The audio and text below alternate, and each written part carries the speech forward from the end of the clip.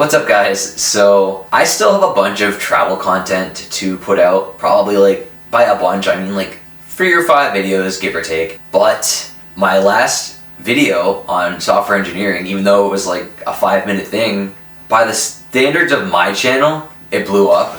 So I wanted to address that with some positivity, purely because some of the comments, but also I realized that every video that I've made on software engineering has been negative. And I've portrayed myself in a light that, well, it looks like I hate what I'm doing, and am doing it just for the money. I kind of am doing it just for the money, but I don't entirely hate it. And there are moments in my career that I look back on fondly. Of course, it's not going to be what I'll be looking back on when I'm freaking dying, but like, I still enjoyed the work, and I enjoyed working with the people I was with at the time, and yeah, it was good. I enjoyed those technologies and stuff like that. So I wanted to go into the things that I enjoyed and appreciated about being a software engineer, especially now that I'm unemployed. This is the second take of this video while everything is fresh. I just had an interview with, well, Amazon, and I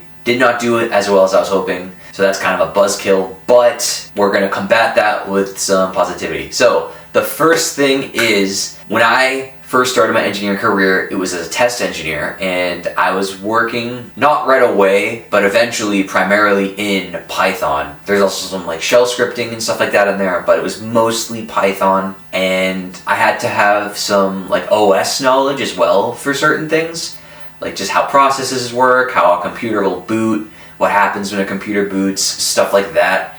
And I gotta say, that stuff I actually really liked. I didn't like that it was in the context of test engineering, because you're facing production and manufacturing. It's a very high pressure environment, especially once you acquire the relevant responsibilities. But that technology I actually think is really cool.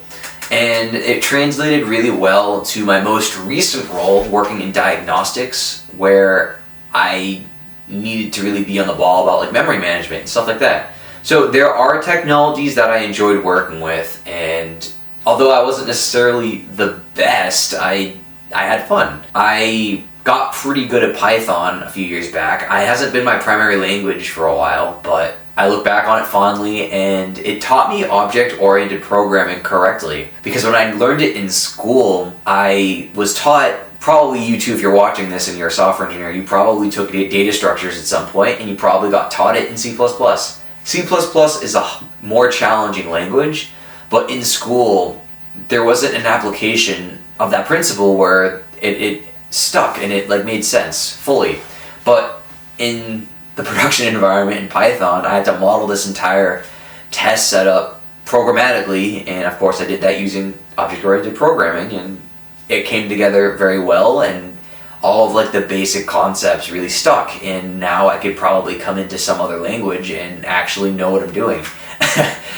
So I look back fondly on that time, and I appreciate that experience. Taking a step back from the technical piece of it, I really did enjoy the stability of a 9-to-5. Like, there's 2 extremes, right? I love to travel. This is completely like out of context, but I love to travel. There are people that like to travel a couple times a year for like a week or 2, maybe 2 weeks at a time. And then there are people that are like, oh, I want to like take a sabbatical and go for like 6 months. I've kind of experienced both. The longest that I've typically been away at any given time has been just about 2.5 weeks. But this year, I went to Thailand for New Year's. I went on a group trip, and I was there for 2 weeks. And then after that, I did a week solo on the island of Koh Samui. And at the end of that trip, I vividly remember thinking to myself, wow, I'm actually really grateful for my job. I'm kind of looking forward to the projects I'm working on. And I'm grateful that this was paid for. I didn't have to worry about like doing any kind of work when I was here. Even though I did kind of do some photography stuff, it was more hobby photography stuff. I did meet with an influencer and do a photo shoot with them, but that was unpaid, and it was fun. So I enjoyed that a lot, only to come home and get laid off, and I was just like, fuck, holy shit.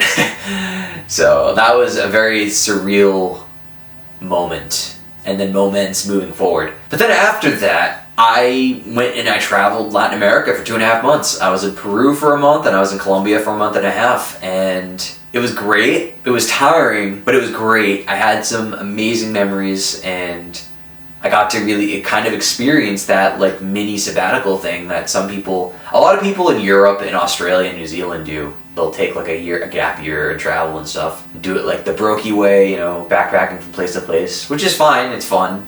I did that because I'm not trying to fucking spend a shit ton of money when I'm fucking unemployed.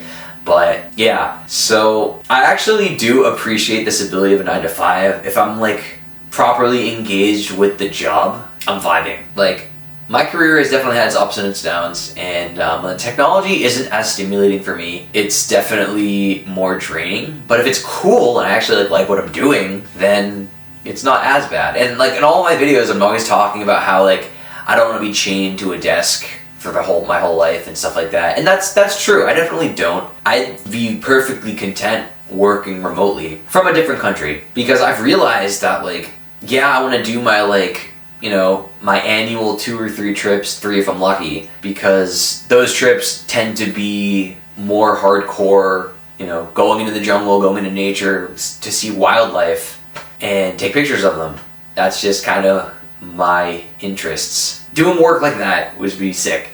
But anyway, in the meantime, to fill the gap, a 9 to 5 is stable and comfortable. And I mean, for most people, it's not even a choice. It's just, it is. And I totally acknowledge that I'm still at a point right now in my life where it is a choice. It's not like a mandatory thing I need to embrace. Like, I could do something fucking stupid or take a giant risk, but it's still a choice. So I do like the stability, but maybe I'm biased because I've also, my next point is that through my pursuit of my degrees are in computer engineering, but through that pursuit, I've met some great people. I've worked with some great people, and I've studied with great people like that are still my friends, and a few people that I worked with I'm still friends with too, and just the entire industry. Like, I feel like people that are in engineering typically, like, whether or not they're super passionate about it or they're more like me where it's just, you know, a job's a job. Either way, we're kind of on the same wavelength with things generally, and it's just cool. Like, you know, when you meet someone and you just know that they're on the same vibe as you, and it's really cool. And yeah,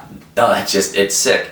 The other thing that I liked about software engineering is while I was a test engineer, and one of my biggest projects was this test automation harness that I was essentially the software architect for, although I met with people to, like, you know, get the actual concept of it going and stuff. Like, that was to date my biggest project. Like, that was the one thing I've seen that has entered production that was entirely my software from scratch. Like, in my more recent roles, I've designed software packages for manufacturing, but like, I didn't design the package. I tweaked some tests in there and got those working on individual products. Not to downplay that experience, but anyway, so being the chief software architect for something when you feel like you don't have any experience is the biggest case of imposter syndrome I've ever had in my life, but it still ended up working out for the best, because I'm pretty sure that they're still using it. Like, yeah, they're pretty sure that they're still using it like 3 years later. So it's really cool. It's really cool that I could provide that value to a company, but I don't want to say that because it makes me sound like some capitalist fucking, I don't know. But I don't know. I like the fact that I could provide value in that way. I guess for my final 2 points, I can touch upon, well, for one, my test engineering video that I made, I want to say a year ago, but I'm not exactly sure. But that video is titled, I Escaped the Test Engineering Trap. And basically, I haven't watched that video since I put it out. But essentially, I was talking about how I networked my way out of getting pigeonholed into test engineering. Because, you know, I was a test engineer for basically 3 years, realized it's not what I wanted, but when I tried applying to other jobs as a software developer, my experience didn't completely align, so it was like super, super challenging. So I was like, shit, I might quit, and I did. I ended up quitting, but before I officially left the company, I found a home on another team, and I started to climb my way into a software position. And it was more along the lines of embedded systems, which is what I wanted to do in the long term. Not right away, but like team number 3 was embedded systems. And it was cool. Like, that's exactly what I wanted to do. Like, I didn't do any like Python development per se, but it was all like C, writing packages that ended up in manufacturing to run tests, and it was cool. I enjoyed it. I actually enjoyed it a lot, and like I've gone up and down with it, like, but now in hindsight, I definitely did enjoy it. So my test engineering video was kind of a lie, because now as I'm looking for jobs, test engineering is still the job that I could hit the ground running and just kind of know what I'm doing. Embedded systems, I'm not entry level because I have like mid-level career experience at this point, but my applicable experience to embedded systems is 2.5 years. So that's where my struggles come in. And people are like, oh, all your skills are like transferable and stuff. But like, well, for one, the market is dog shit right now, as so many of you have put in the comments to my last video. Yeah, I'm well aware, and I'm sorry that we're all struggling. But yeah, the market is shit, and if my experience was literally 2 years more of doing what I was doing in diagnostics, I would have probably been fine. But alas, I am not. So there's a very good chance I'm going to have to dip into test engineering once again. But now, with my plethora of a year's more experience, I'm not as salty about it, because I realized where my distaste for test engineering came from. Towards the end of my time in that role, I was a technician. I was like running tests and stuff, not doing any engineering work. And doing the technician work, while it's good to like familiarize yourself with the application of what you're working on and like how to work with product and stuff like that, it's still not engineering work, and it hurt that skill in the long run, because the technical interviews that I had when I had my 3 years of experience were not good. And I mean, you can prepare, but like it's like studying for a test you don't even know. Like, you know, in college they would give you like a sample test maybe that you can study or something like that. You don't even know what you're gonna get asked. You just kind of have to practice on LeetCode or something and have your basic knowledge down pat. So yeah, it's tough out there. But I guess the final thing I wanted to touch on is, aside from Python, like, I think that embedded systems in general are just kind of cool. Like, even though my experience with them is, I don't want to say it's entry level, because like I said, I have mid-level career experience, but it kind of is entry level, because I wouldn't feel comfortable designing something from scratch right now. I would need to work on a team with at least one senior guy, or a couple, one of which could act as a mentor to me, so that I could come up to speed.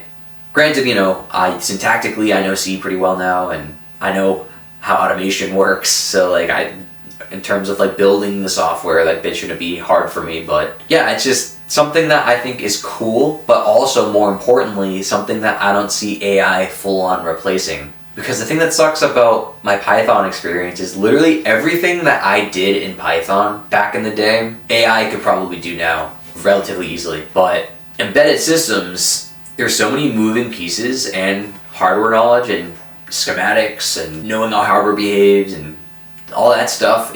I don't see AI coming in to replace that. I see being able to use AI to solve those problems, but that still requires a person to like debug your code. Why isn't this building? Why isn't this booting? Whatever. So yeah, that's just my take on that. And I mean, I hope this video is mostly optimistic, but I guess I want to end by saying my most recent video, like I said, by the terms of my channel, I've had this channel for like almost 2 years now, and that video definitely blew up way more than I expected it to. And if you're also watching this video, thank you, I appreciate it and I'm grateful. And I guess I'll have to throw in videos like this one here and there, although I want my channel to become more of like a travel vlog of some kind. I won't be full-time travel vlogging, but I like having my little like travel epiphanies and stuff. So travel will definitely be like a big part of my channel, because it's a big part of me, but also like my takes on software engineering, as bad or useful as they may be. I hope they resonate with you guys, and I will talk to you in the next one.